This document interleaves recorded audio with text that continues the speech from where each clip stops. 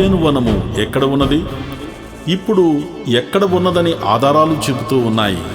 ఏదెను వనము ఉన్నది అనుటకు ఆధారములు ఏదెను వనము నుండి పారిన ఆ 4 నదులు. Do you want to know the truth of the Bible?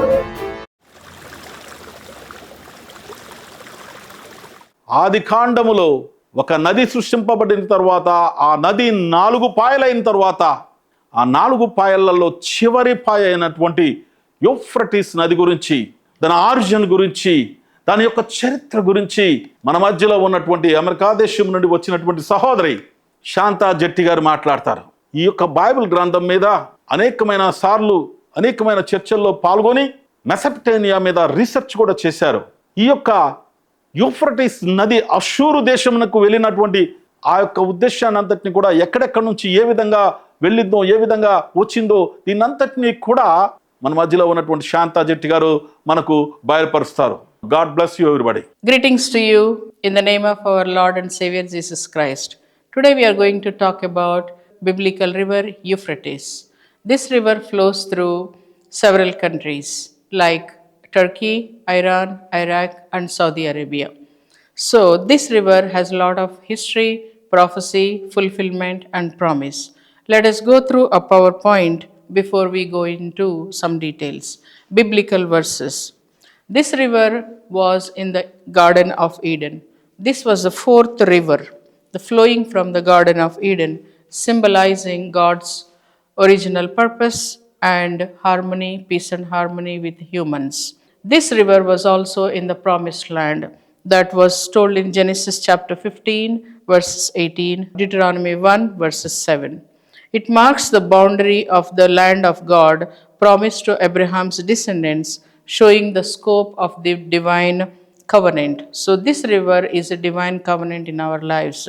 So it also led to Israel's political glory. Through, you can see in Samuel, you can see in Kings, you can see in other texts of the Bible. King David and Solomon ruled territories reaching the Euphrates. This was the extent of the river that God has promised for the fulfillment of the promised land that God was promising. It is also a gateway of judgment, as it was said in Isaiah 8:7, Jeremiah 46:2, and Jeremiah 51:63. It was a path for invading empires. Everybody who was crossing the great armies has to pass through the river Euphrates in order to conquer the great land. So, in Revelation, it was one of the river that was symbolic of apocalyptic events, like end time events, and where angels and loosed armies gather in the Armageddon. So, this river, from Genesis until Revelation, it has a lot of significance in the history of humanity. Okay, so therefore, this river is symbolic of promise, fulfillment, and commitment of our God between human beings and God. As we spoke in the last few words, the river Euphrates was a great river in the middle of the earth.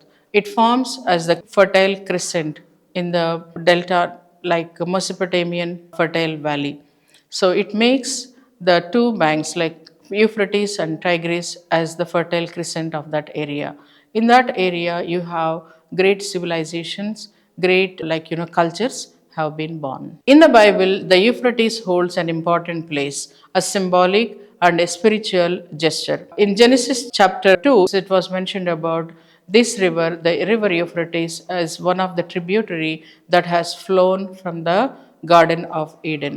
So God has placed a lot of importance on this river because it's God's inheritance. It's a testimony of God's promise to humanity, to between original human beings and between God. It's a covenant between us and God. In the New Testament, if you can see, in the book of Revelation, this is a place of gathering. This is a place where angels will be winning and Satan will be defeating his final defeat, and victory of God and God's kingdom that's proclaimed for the God's redemption has come through this river. It is a symbolic of the original plan. So this river has a lot of spiritual and symbolic significance from creation to consummation. from the beginning to the end, this river is playing a lot of important role in the lives of human beings. Now I'm talking about a thematic summary of the river Euphrates. Okay, so like from creation to paradise, from covenant of the land of the promise, from Israel's political power, apocalyptic judgment. So you have lots of summary in various parts of the Bible, from Genesis until Revelation, from Samuel to Kings, from Isaiah to Jeremiah. The geographical length of this river, the length is 2,800 kilometers. The origin has been the confluence of Karasu, western Euphrates, and the Muratsu, eastern Euphrates, in the mountains of eastern Turkey. So today this river flows through the countries of Turkey, Iran, Iraq, and Syria. So it is also conjoined with Tigris. So when it goes to Tigris, it just makes two branches where fertile crescent of the Mesopotamian will be formed.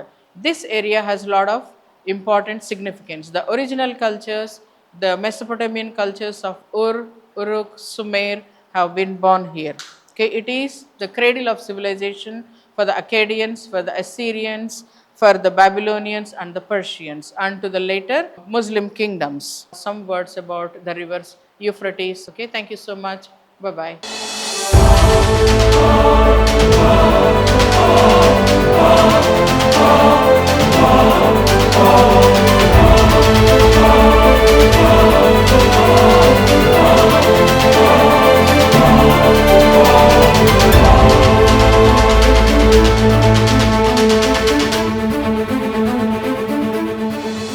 దయచేసి మా ఛానల్ని వీక్షించి subscribe చేసుకొని అనేక సత్యాలను నేర్చుకుంటారని ఆశపడుతున్నాం. Jacob's Ladder International Faith Mission YouTube channel ని మీ ముందుకు తీసుకొస్తున్నాము. మీరందరూ కూడా లైక్ చేయండి, షేర్ చేయండి, సబ్స్క్రైబ్ చేసుకోండి.